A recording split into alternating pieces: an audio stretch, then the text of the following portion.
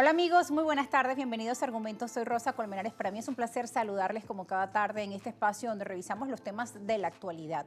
El tema energético es uno de los temas que estaremos abordando hoy. El gran acuerdo firmado entre Venezuela y Estados Unidos ha sido denominado como un paso importante para la recuperación de la industria energética en Venezuela, marcando un hito fundamental en nuestra industria, pero también se habla de que Venezuela puede ser ese gran faro de luz para Occidente. ¿Y cómo? Bueno, de esto estaremos hablando. Hasta hace poco se decía que estábamos en ese camino de la transición hacia las energías verdes o que íbamos a dejar de usar los recursos fósiles, pero lo cierto es que ante la gran demanda energética que la inteligencia artificial pues está con ese boom en estos momentos, evidentemente hace falta pues mucha mayor energía y dependemos también todavía de esos recursos energéticos de los hidrocarburos. Vamos a estar hablando de este tema y con datos y cifras. Vamos a ver una lámina según el último informe publicado en el año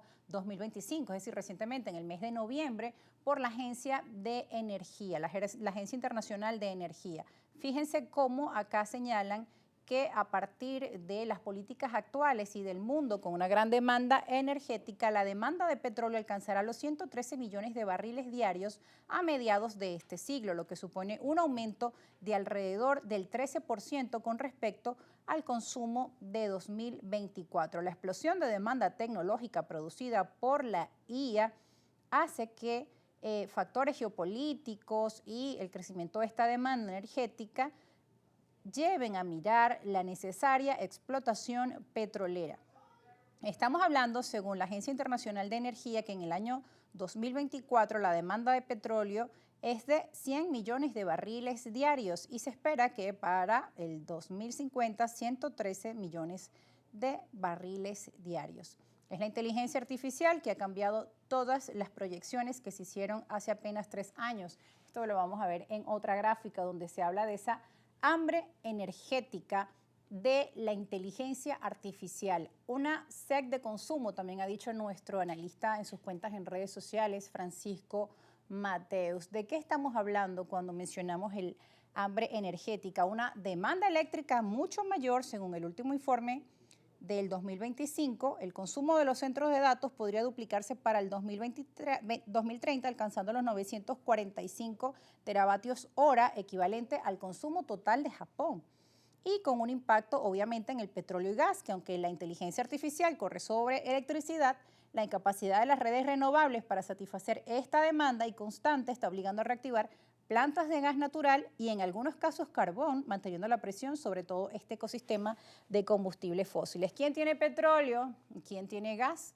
Nuestro país, Venezuela, que además está en una zona geoestratégica de Occidente. Francisco Mateus, consultor en el tema energético, nos acompaña. Bienvenido, Francisco, gracias por estar con nosotros. Muchísimas gracias, Rosa, y a todo el equipo de Argumentos por, una vez más, invitarme a este espacio, al cual siempre vengo con muchísimo cariño. Bueno, enero del 2026 ha iniciado con mucha información, cambios desde el punto de vista político, se habla de una transición política y también se habla de una renovación, se habla de un reseteo en el área económica para Venezuela, pero también se nos dice que Venezuela puede ser ese faro de luz que necesita Occidente.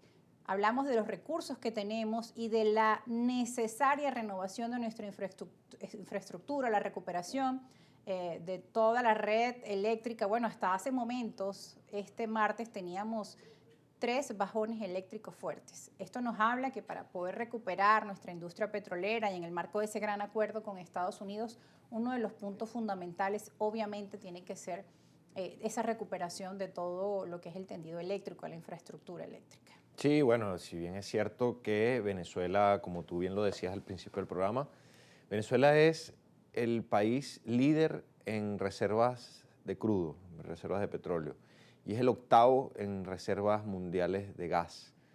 Esto, pues, evidentemente siempre va a poner a Venezuela en un telón, en un escenario como protagonista en estos aspectos energéticos.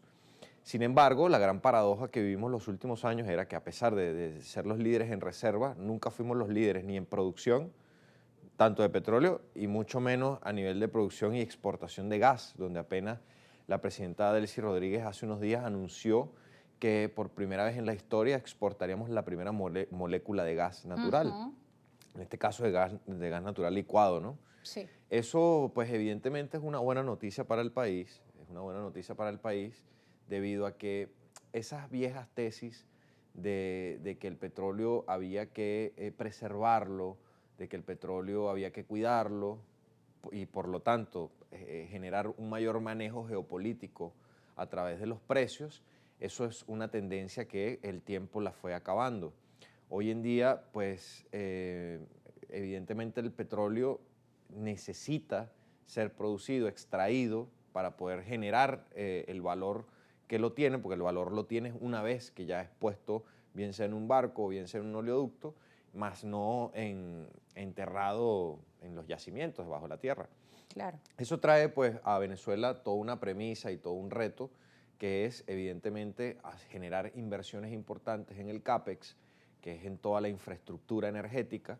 Esta infraestructura comprende desde la generación de energía eléctrica, que en Venezuela en su mayoría recae sobre el sistema del Guri, sobre la represa del Guri, mientras que el resto de toda la infraestructura, el cableado, las tuberías, las subacuáticas, las terrenales, los oleoductos, los gasoductos, las plantas de mantenimiento, las plantas térmicas, los mejoradores, las refinerías, todo ese gran parque de infraestructura energética que nosotros tenemos, que venimos levantando los venezolanos con ayuda evidentemente de capitales extranjeros desde aproximadamente los años 20, es decir, de hace ya 100 años, viene mostrando un proceso de deterioro que paulatinamente a partir sobre todo del año 2007-2008 se fue intensificando y que al día de hoy pues Venezuela tiene, digamos, capacidades de recuperación muy rápidas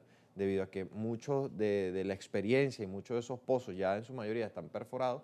Sin embargo, también existe una serie de campos verdes que todavía se sabe cuánto petróleo tiene, sin embargo no tiene las perforaciones que ya han tenido los demás.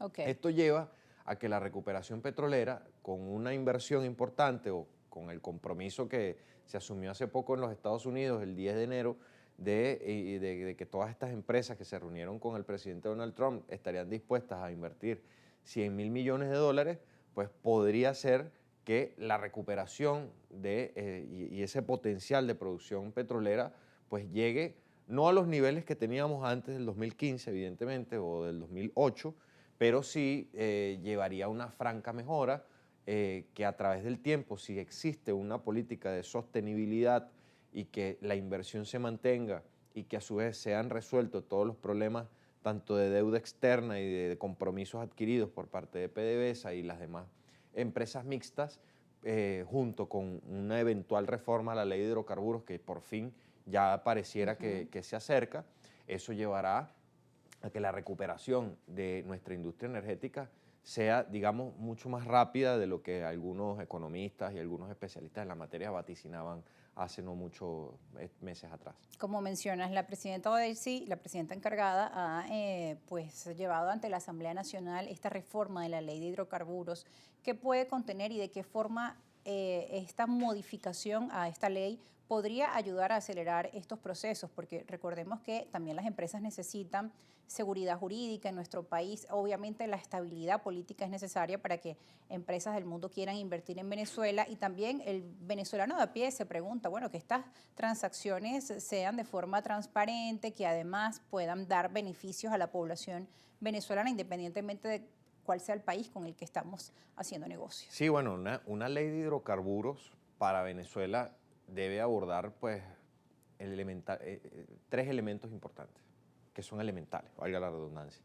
En primer lugar, está la participación del Estado venezolano en el negocio petrolero, que bajo la reforma del 2006 de la ley de hidrocarburos propiciada por el expresidente Chávez, pues ponía a PDVSA como la principal accionista de estas empresas mixtas que se fueron constituyendo, es decir, más del 51% pasaba inmediatamente a ser parte del Estado venezolano. Sin embargo, a través de la desinversión, pues eso permitió que hoy en día PDVSA no tenga el capital suficiente para poder echar adelante los proyectos de estas empresas mixtas. Eso es Ok. algo que en primer lugar debe tocar la reforma de la ley de hidrocarburos. En segundo lugar está los impuestos, el régimen tributario, que es demasiado alto, el gravamen alcanza hasta un 76% de las ganancias, en este caso de la empresa o del capital complementario. Y en tercer lugar, la propiedad sobre la molécula, en este caso la molécula de gas o la molécula de petróleo. La molécula de gas, según la ley del 99, pues es parte del que la saca, o sea, o pertenece, mejor dicho, a quien la saca. En cuanto al petróleo, no, porque el petróleo sigue siendo propiedad del Estado venezolano, así ya una vez salga en un barco. Eso es algo que debe ser revertido porque debe estar y debe corresponder a la misma cuota accionaria que asuman los privados, tanto nacionales como extranjeros, junto con el Estado venezolano. Si se van a mantener la figura de joint venture, debe ser proporcional a las cuotas, a las alícuotas accionarias que tengan estas empresas.